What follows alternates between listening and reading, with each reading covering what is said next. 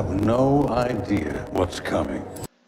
Alright folks, right, okay, welcome back. Right, the link up here will be in the description as usual. It's a story by Sally Hind. It's regarding this character here. Alright, now he's the chief of Centrica, and they own Scottish Gas. Or is it British Gas? I think it's Scottish Gas, British Gas. Now guess what his name is? Iain Conn. So it's Iain the Con Man Conn. So what's it about?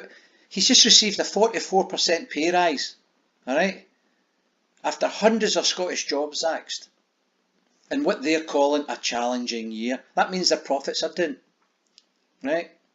They've been ripping people off for so long that their profits have dropped. He's seen his pay rise to 2.4 million. Despite pushing ahead with up to 4,000 redundancies. Now I know that there's a place in Glasgow called City Park, which is just off Alexander Parade, and he's laying off staff over there. 400 jobs. Right, what are they people going to do? Iain. What they're intending to do is to move those jobs to Eastern Europe because it's cheaper. The wages are lower there. See, that's what the immigration thing's all about.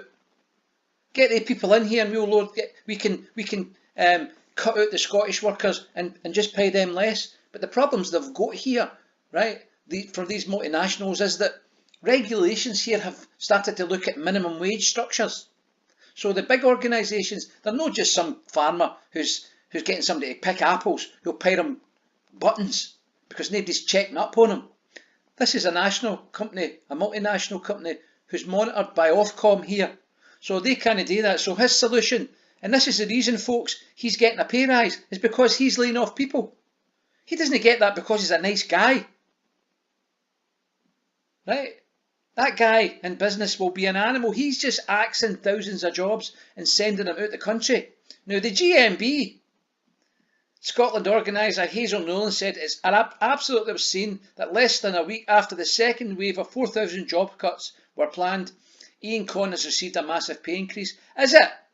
Are you surprised by it? Because I'm no. Hazel. You know, you've been resting on your laurels for far too long. GMB, Hazel. You know, you go to see the union about anything, they say, well, you're lucky to have a job. Don't rock the boat. And then the shit hits the fan and they all go, oh, it's his fault. It's his fault.